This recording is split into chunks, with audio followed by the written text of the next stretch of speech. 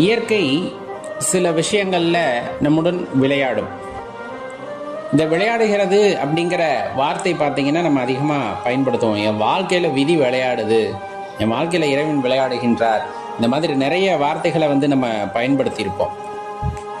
சரி, உண்மையாலுமே அந்த விளையாட்டு அப்படிங்கிறது ஆபத்தானதா?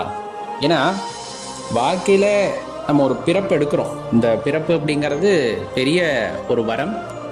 அந்த பிறப்பானது நம்மளுக்கு கிடைக்கிறது.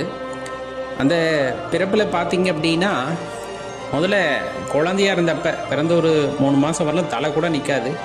அதுக்கப்புறம் படிப்படியாக தலை நிற்க ஆரம்பிக்குது. அப்புறம் கூப்பரை அடித்து விழுவும். 3-4 தடவை முகத்தில் அடிப்படும், இல்லை கழுத்து பிடிச்சிக்கும். அந்த குழந்தை அழுதுகிட்டே இருக்கும். அப்புறம் அதுக்கான தீர்வை கொடுப்பாங்க பெரியவங்க. அப்புறம் அப்படியே தட்டி தடுமாறி தவள ஆரம்பிக்கும் குழந்தை மண்டி போட்டு. அப்போ அப்படி தான் வலிக்கு விழுகிறது. இந்த மாதிரி நிறைய விஷயங்களை தாண்டி அந்த குழந்தை வரும். அந்த நல்ல தவள ஆரம்பித்ததுக்கப்புறமா ஏதாச்சும் பக்கத்தில் இருக்கக்கூடிய சுவரையோ இல்லை வேறு ஏதாவது பொருட்களை பிடிச்சி எந்திரிச்சு நிற்க ஆரம்பிக்கும். நிற்கும் போதும் கீழே விழுகும். ஆனால் அதை பொருட்படுத்தாமல் திருப்பி எழுந்து நிற்கும் அந்த இடத்துல. ரொம்ப முக்கியமான விஷயம். அப்புறம் நடைப்பயிலும் போதும் கீழே விழுகும். இருந்தாலும் பரவாயில்லன்ட்டு நடக்க ஆரம்பிக்கும். அப்புறம் ஓட ஆரம்பிக்கும். ஓடினதுக்கப்புறமா தனது வாழ்க்கையை தைரியமாக எதிர்கொள்ள ஆரம்பிக்கும் எது நடந்தாலும். ஆனால் இதெல்லாம் நல்லா கற்றுக்கிட்டா கூட ஒரு சில நேரங்களில் நடக்கும் போதே கீழே விழுந்துடுவோம். ஒரு சில நேரங்களில் ஓடும் போது கீழே விழுவோம்.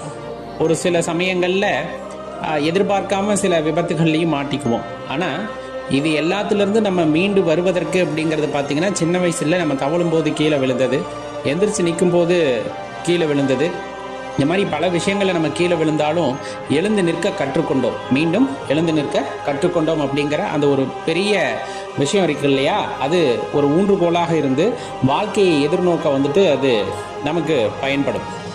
அந்த வகையில் ஒரு விஷயத்தை நம்ம தெளிவாக தெரிஞ்சுக்கணும் அப்படின்னா, வாழ்க்கையில் எல்லாமே வரும். நன்மையும் வரும், தீமையும் வரும். இதை நம்ம எப்படி எதிர்கொள்கின்றோம் அப்படிங்கிறது ரொம்ப முக்கியமான விஷயம். இப்போ ஏதேனும் ஒரு விஷயத்தை நம்ம ஏற்றுக்கொண்டால்தான் ஏதேனும் மாற்றம் வரும். ஒரு விஷயத்தை தெளிவாக தெரிஞ்சுக்கங்க இந்த வாக்கியத்தை. ஏதேனும் ஒரு நிகழ்வு நிகழ்கிறது. அந்த நிகழ்வுகளிலே நீங்கள் போய் கலந்துக்கும் போது ஒன்று வெற்றி கிடைக்கும், தோல்வி கிடைக்கும், ஏதோ ஒன்று நடக்கும். அந்த கலந்து கொள்வது அப்படிங்கிறது நம்ம ஏற்றுக்கொள்வது அப்படின்னு அர்த்தம். அதில் வெற்றியும் கிடைக்கும் தெரியும், தோல்வியும் கிடைக்கும் தெரியும். இருந்தாலும் நம்ம போகிறோம் இல்லையா, அதை ஏற்றுக்கிறோம். அப்போ ஏதேனும் ஒன்று மாற்றம் அப்படிங்கிறது அங்கே நிகழும். ஜெயிச்சோம்னா புகழுக்கு போவோம், தோத்தோம்னா அது ஒரு படிநிலையாக இருக்கும். அடுத்து திருப்பி முயற்சி செய்வதற்கு அது ஒரு வாய்ப்பாக இருக்கும். இந்த உள்ளேயே போல அதை ஏற்றுக்கொள்ளாமல் வெளியே நின்று கை தட்டுறோம் அப்படின்னா வாழ்க்கையில் எந்த மாற்றமுமே வராது. அப்போ இறைவன் ஒரு விஷயத்தை நமக்கு கொடுக்கணும்னு நினச்சிட்டாருன்னா அது நல்லதாக இருக்கலாம், கெட்டதாக இருக்கலாம்.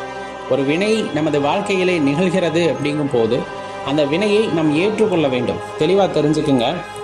மனுஷன் தீர்மானிக்கிறதா இருந்தால் வாழ்க்கை இவ்வளோ சந்தோஷமாக இருக்காது. அடியேனோ நீங்களோ ஒருத்தரோட வாழ்க்கையில் நம்ம வாழ்க்கையை நம்ம தீர்மானிக்கிற மாதிரி ஒரு விஷயம் இருக்குன்னு வச்சுக்கோங்க. என் வாழ்க்கையில் நாளைக்கு இதுதான் நடக்கணும், என் வாழ்க்கையில் இன்னைக்கு காலையில் இதுதான் நடக்கணும், 11 மணிக்கு இது நடக்கணும், 12 மணிக்கு இது நடக்கணும்னு நீங்கள் தீர்மானிக்கிறது நடக்குது அப்படின்னா இந்த உலகம் இவ்வாறு சந்தோஷமாக இயங்காது. இந்த உலகமே இயங்காதுன்னு வச்சுக்கோங்க. ஏன், எல்லாருமே ஒவ்வொரு ஆசை இருக்கும். அந்த ஆசையை நிறைவேற வேண்டும்னு எல்லாருமே ஒரு அட்டவணையை போடுறாங்க அப்படின்னா அந்த அட்டவணை யாருக்கும் ஒத்து போகாது. ஒரு வீட்டில் இருக்க 4 பேர்த்தோட அட்டவணையும் ஒத்து போகாது. அப்படி எப்படி இந்த உலகம் அப்படின்னு போக முடியும்? கண்டிப்பாக இந்த உலகம் இயங்காது. அதனால தான் இறைவன் மறைத்தல் தொழிலின் காரணமாக நமக்கு என்ன நடக்க போகுதுங்கிறதையும் மறைச்சிட்டாரு. இன்னொன்று, என்ன நடக்கணுங்கிற தீர்மானிக்கிற உரிமையும் பறிச்சிட்டார் அப்படின்னு வச்சுக்கலாம். அது பறிச்சிட்டாரா அப்படின்னா கிடையாது, அது நம்மிடம்தான் இருக்குது. இருந்தாலும் அதை தன்னைத்தானே உணர்ந்து கொள்கின்ற ஞானியர்களுக்கு மட்டும் அது சாத்தியமாக இருக்குது. ஏன் அப்படின்னம்னா அவங்க அதை பயிற்சி செய்வதோடு விட்டு விடுவார்கள். அதை வச்சு முயற்சி செய்ய மாட்டாங்க, ஒருத்தங்க வாழ்க்கையை அழிக்கணும்னு நினைக்க மாட்டாங்க, இந்த மாதிரி எதையும் அவங்க முற்பட மாட்டாங்க. அதனால தன்னை உணர்ந்த ஒருவருக்கு இந்த வாழ்க்கையை எப்படி மாற்றிக்கொள்வது அப்படிங்கிற அந்த அற்புதத்தையும் இறைவன் அவர்களுக்கு காட்டி கொடுக்கின்றார் அப்படிங்கிறத தெளிவாக தெரிஞ்சுக்கணும். அப்போ ஒருவருடைய வாழ்க்கை இறைவனால் மாற்றப்பட போகிறது அப்படிங்கிறத எப்போ நம்ம தெரிஞ்சுக்கலான்னா, ஒரு மனிதன் ஒரு வினையிலே ஈடுபடும் பொழுது அந்த வினையை அவ்வாறே ஏற்றுக்கொள்கிறார் அப்படிங்கும் போது. நம்ம சொல்கிறோம் இல்லையா, இறைவன் சோதிக்கிறார், இறைவன் கஷ்டத்தை கொடுக்கின்றார் அப்படின்னு சொல்கிறோம்ல, அதை தான் அடியேன் குறிப்பிட்டு கூறுகின்றேன். இறைவன் எந்த இடத்துல கஷ்டத்தை கொடுத்தாலும் சரி, எந்த இடத்துல துன்பத்தை கொடுத்தாலும் சரி, அதை ஏற்றுக்கொள்ள வேண்டும். அதன் அனுபவத்தை நாம் பெற்றுக்கொள்ள வேண்டும். நீங்கள் என்ன போகிற போக்கில் சொல்லிடுவீங்க, வர்ற கஷ்டம் நமக்கு தானே தெரியும் அப்படிங்கிற மாதிரி நிறைய பேர்த்தோட மனநிலை புரிகிறது. அரியனுக்கும் அந்த விதமான கஷ்டங்கள் எல்லாம் இருக்கும், இல்லை என்றெல்லாம் கூற முடியாது. எல்லாத்துக்கும் ஒவ்வொரு கஷ்டம் இருக்கும். தெருவில் படுத்திருக்கவங்களுக்கு வீடு இல்லையேன்னு கஷ்டம், வீடு இருக்கிறவங்களுக்கு ஒழுகுதே அப்படின்னு கஷ்டம். அதே ஒழுகாமல் வீடு இருந்தாலும் அது தனக்கு பிடித்த மாதிரி இல்லையே அப்படிங்கிற ஒரு கஷ்டம். தனக்கு பிடித்த மாதிரி வீடு இருந்தாலும் பிறர் இதை புகழவில்லையே அப்படிங்கிற ஒரு கஷ்டம். பிறர் நம்ம வீட்டை புகழ்ந்து பேசினாலும் நம்ம ஊர் மெச்சுற அளவுக்கு இல்லையே அப்படிங்கிற, இது மாதிரி ஒவ்வொருத்தருக்கும் ஒவ்வொரு கஷ்டம் இருக்கும். அடியன் உதாரணமாக சொல்கிறது தான். அப்போ கஷ்டம் இல்லாத மனிதன் யான் அப்படின்னு கேட்டால், கண்டிப்பாக இந்த உலகத்தில் யார் ஒருவர் ஆசையை முற்றிலுமாக அறுத்து விடுகிறாரோ அவருக்கு அந்த கஷ்டம் இல்லாமல் இந்த உலகம் தெரியும். அதே போல் கஷ்டத்தையும் நஷ்டத்தையும் ஒரே மாதிரி பார்க்கக்கூடிய ஆளாக இருக்கணும். லாபமாக இருக்கலாம், நஷ்டமாக இருக்கலாம், இன்பமாக இருக்கலாம், துன்பமாக இருக்கலாம். அதை அப்படியே ஒரே மாதிரி ஏற்றுக்கொள்கின்ற மனிதனுக்கு இந்த கவலை, துன்பம் இந்த மாதிரி விஷயங்கள் எதுவும் அவனை எதுவும் செய்யாது. ஏன்னா எல்லாத்தையும் ஒரே மாதிரி பார்த்து கடந்து சென்று விடுவார்கள். அதுதான் அந்த இடத்துல இருக்கக்கூடிய ஒரு முக்கியமான விஷயமா இருக்கும். வாழ்க்கையோட அடிப்படையை தெளிவாக புரிஞ்சுக்குங்க. ஒரு வினையை நாம் ஏற்றுக்கொண்டோம் அப்படிங்கிற பட்சத்தில் தான் வாழ்க்கை மாறும். இதை ஏற்கனவே நம்ம சொன்னது தான். உதாரணத்துக்கு அமைதியாக ஒரு பொருள் கிடக்கு, அந்த இடத்துல இருந்ததுன்னா காலப்போக்கில் அது அழிஞ்சு மண்ணாக போயிடும். அது எந்த பொருளாக இருந்தாலும் சரித்தான். இப்போ அது இல்லாமல் அந்த பொருளை எடுத்து என்ன பண்ணுறாங்க அப்படின்னா, உதாரணத்துக்கு இரும்பு தாது இருக்குது அப்படின்னா அது கடைசி வரலும் மண்ணோட மண்ணாக தான் இருக்கும். அந்த தாதுவை எதுவுமே நீங்கள் பண்ணலை அப்படின்னா மண்ணாவே போயிடும்னு வச்சுக்கோங்க. அது இல்லாமல் நம்ம என்ன பண்ணுறோம், அந்த தாதுவெல்லாம் பிரித்து ஒரு உலையில் இட்டு நெருப்பை காட்டி அதை நல்லா உருக்கி ஒரு உருவத்துக்கு கொண்டாடுறோம். நம்ம உட்கார நாற்காலியாக இருக்கலாம், படுத்து தூங்குகின்ற கட்டிலாக இருக்கலாம், எதுவோ ஒன்று அந்த இரும்பு தாதுவில் செய்கிறீங்க. அப்போ அதுக்கு நடந்த அந்த மாற்றத்தை அந்த தாதுக்கள் எடுத்துக்கொண்டதன் காரணமாக இன்னொரு வடிவத்தை அது பெற்றது. ஒருவேளை அது பெறவில்லை அப்படின்னம்னா அது இன்னும் எப்படித்தான் இருந்திருக்கும், தாதுவாகவே இருந்திருக்கும். அதுதான் இந்த இடத்துல.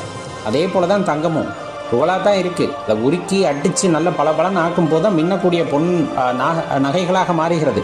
அப்படி இல்லைன்னா அது சாதாரண மண்ணோட மண்ணு தான், காலைல தான் மிதிச்சுக்கிட்டு போவோம், அதோட அருமையே நமக்கு தெரியாது. அதே போல தான் வாழ்க்கையில் நம்மளுக்கு ஏதாவது துன்பம் வருது அப்படின்னா துன்பத்தை அனுபவிக்கணும், ஏன் வந்ததுங்கிறது தெரிஞ்சுக்கணும், அது இனிமேல் வராமல் இருப்பதற்கு என்ன செய்ய வேண்டும் அப்படிங்கிறத தெரிஞ்சுக்கணும். அப்போ இந்த பக்குவ நிலையை ஒருத்தர் அடைய வாழ்க்கையானது ஒரு பெரிய மாற்றத்திற்கு உட்படும். அந்த மாற்றங்கள் எல்லாம் ஒன்று சேர்ந்து நம்மை ஒரு பக்குவப்பட்ட நிலையிலே கொண்டு போய் வைக்கும். உலகியல் இன்பங்களிலே இருப்பவர்களுக்கு அது மேலும் மேலும் உயர்வை கொடுக்கும். அதே ஆன்மீகத்தில் ஈடுபட்டு இருப்பவர்களுக்கு இதெல்லாம் பக்குவத்தை கொடுத்து அந்த ஒரு உன்னத நிலையை நோக்கி நம்மை நகர்த்தி செல்லும், இறைவனை உணர்கின்ற நிலையை நோக்கி நகர்த்தி செல்லும். அப்போ இறை வழிபாட்டில் உண்மையாலுமே ஆன்மீகத்தில் இறை தேடல் நம்ம இருக்கின்றோம் அப்படின்னா சில வினைகள், இறைவனால் கொடுக்கப்படுகின்ற வினைகள் அப்படிங்கிறது நம்மை பக்குவப்படுத்துவதற்காக அப்படிங்கிறத நீங்கள் தெளிவாக தெரிஞ்சுக்கிட்டிங்கன்னா எந்த இடத்துலையும் மன கஷ்டமும் வராது, மன துன்பமும் வராது. அந்த வருகின்ற வினையை நம்மால் ஏற்றுக்கொள்ள முடியவில்லை அப்படிங்கும் போது தான் என்ன ஆகும் அப்படின்னா பெரிய அளவிலான துன்பங்களை அது உண்டாக்கும். வாழ்க்கையை நம்ம வெறுத்து விட்டது போல ஒரு உணர்வை அது உண்டாக்கிவிடும். இறைவன் எனக்கு மட்டுமே துன்பத்தை கொடுக்கின்றார் அப்படிங்கிற உணர்வை அது ஏற்படுத்திவிடும். ஆனால் இறைவன் ஒருவருக்கு மட்டும் துன்பத்தை தருவதல்ல, ஒருவருக்கு மட்டும் இன்பத்தை தருபவரும் அல்ல.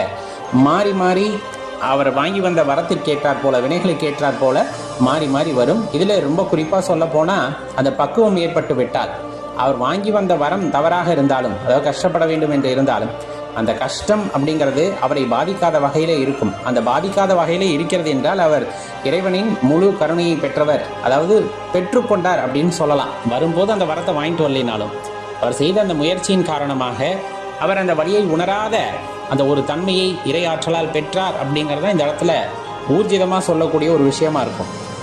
அப்போ நன்மையோ தீமையோ பிறரால் வருவது அல்ல, நன்மையும் தீமையும் நாம் செய்ததால் நமக்கு வருவது. அதை எப்படி எதிர்கொள்வது, அதை எப்படி அணுகுவது அப்படிங்கிற விஷயம் நமக்கு தெரிஞ்சிருச்சு அப்படின்னா ரொம்ப அருமையான வாழ்க்கையாக இந்த வாழ்க்கை அமையும். அப்படின்னா அதில் எல்லளவும் உங்களுக்கு சந்தேகம் வேண்டாம்.